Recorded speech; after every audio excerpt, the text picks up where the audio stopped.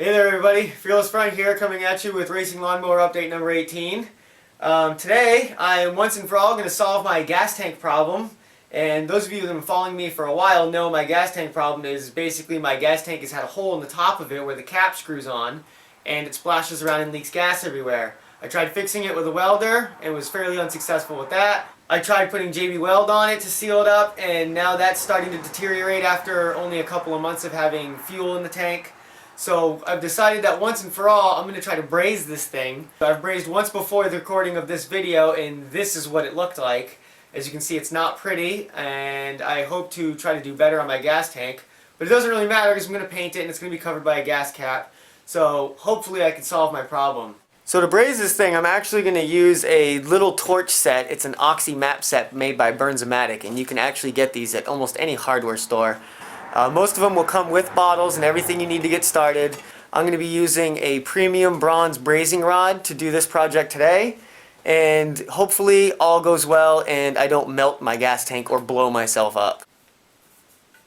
Alright, so we got the gas tank removed, and now you can get a better visual on what the deal is. I don't know if you can see that little flaked off piece right there. I think I got it. Oop, I just dropped it inside. But yeah, that's what's going on. You can see the other side here. It's really going to shit. So yeah, I'm going to pick off pretty much what I can. And I read on the JB Weld website the best way to remove it is to heat it beyond its threshold, which is right around, I think, 1100 Fahrenheit or something like that. Maybe it's even less than that. I can't remember. But we're going to burn it off, and we're going to meld on some new brazing rod.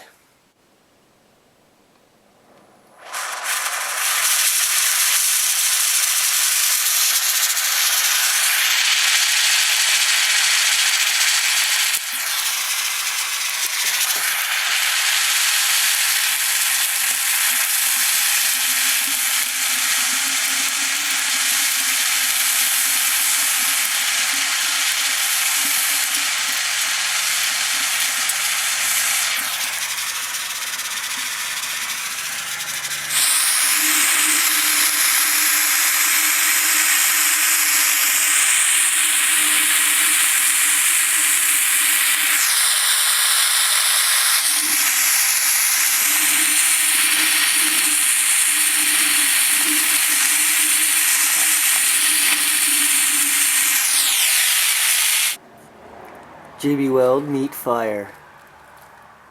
There's your aftermath. Yeah, it just flakes off. So all cleaned up. Now you can really see what we're dealing with here. I got my work cut out for me.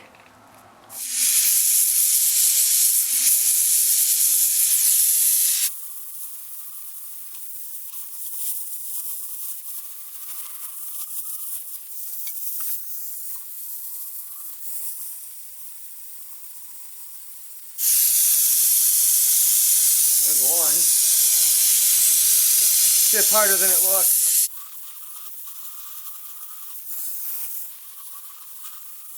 So as I was doing this, the whole top of the gas tank just fell off. I'm assuming probably because it was brazed on and I heated it up. So now I've got just the top of the tank. We're getting there though. We are getting there.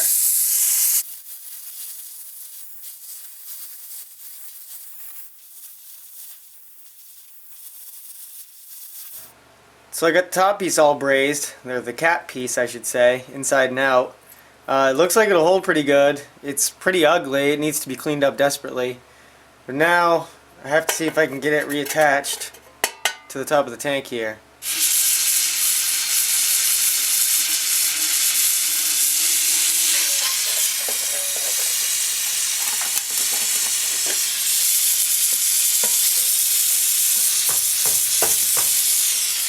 It's on there.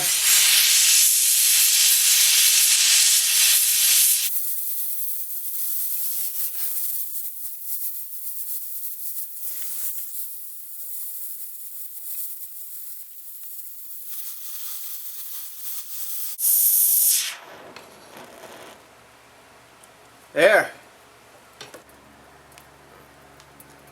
Like I said, I'm not a professional brazier, but I can clean this up to look pretty good and then paint it, and with the cap on it, you won't even see it.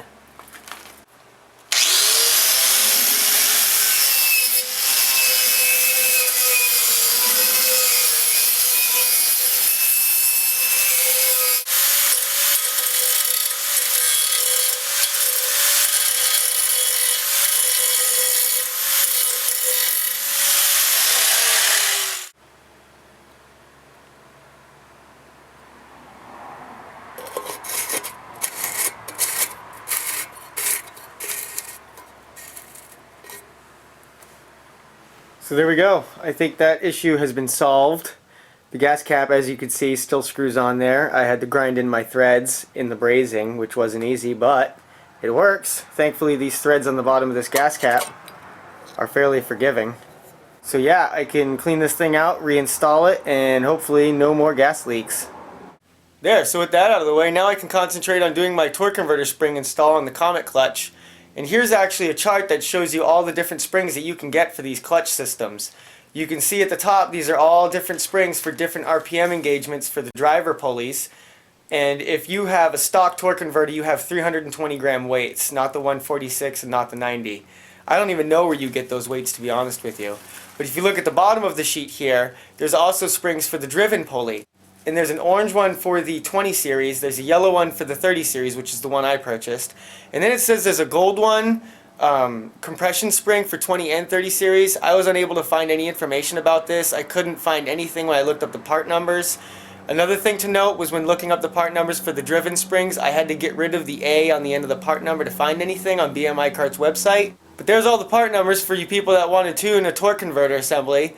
If you punch any of these on BMI Cart's website, you'll get all the springs that'll come up, and they're all totally available, easily found. I know a lot of people have trouble finding them, but there they are. So to get to the torque converter on this little go-kart is actually pretty easy.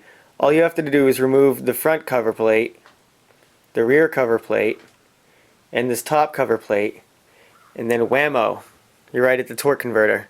And what we're going to be changing here is actually that green spring that you see down right in there. And there's springs on the inside of this driven pulley that we're also going to be changing. Alright, so we got the driver clutch off of there, and I thought it'd be neat to kind of show you guys what these things look like. And what it is these two circle pieces, these two half pieces expand, causing this to expand this direction, engaging your belt and making your go-kart go.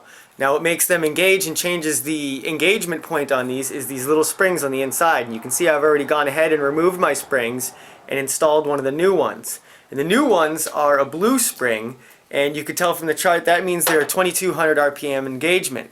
My old ones were orange, and I've read online that Comet clutches can come with all different colors. There's no rhyme or reason as to why they come with whatever color they come with. Mine came with orange. These are 1500 RPMs. You can see how wimpy that is and see the coils on both of them. This is the weak one, this is the strong blue one. You can see the colors there. And I mean the blue one, I shake it and it doesn't shake really at all. The orange one is just like flimsy as a bastard. You can see the difference there. So yeah, there should definitely be a big difference in the engagement of this clutch with the new stronger springs. This first spring down here was a real pain in the ass to put in. Hopefully this one's not as bad.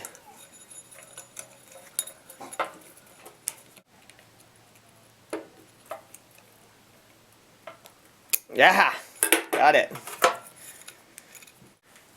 So now that I've got both the springs on, you can see my bottom spring actually connects on one side here, and I made it so 180 degrees is where the top spring connects. And I did those opposite each other, 90 degrees off of where this thing expands from. And my theory is in doing this, I'll get more smooth, consistent spring engagement pressure on the takeoff and slow down, whereas before both of them were kind of just haphazardly put wherever. So now that we got the driver squared away with the new springs, we're going to attack the driven and put in our new yellow torsion spring.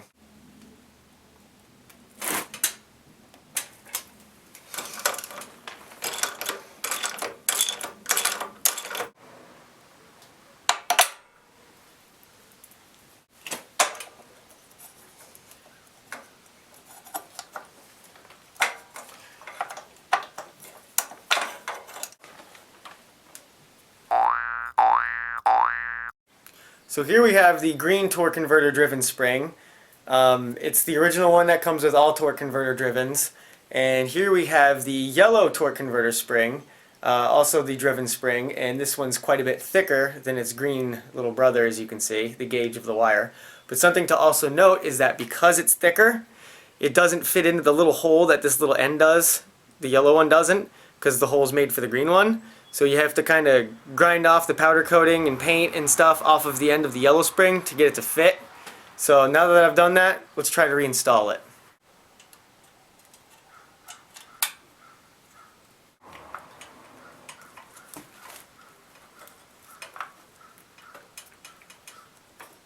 Ah, man, thing just fits in there. Yeah! Boy, that string is a lot stronger than the original. Holy cow.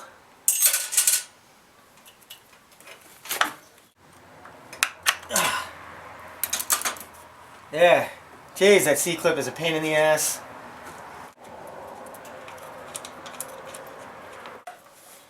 Those of you wondering what this is a Craftsman strap wrench. It's really handy for grabbing big round objects like this. This is the heavy duty version. It's aluminum. This is actually my second one. Let's just say you can't try to remove crank pulleys off of cars with them.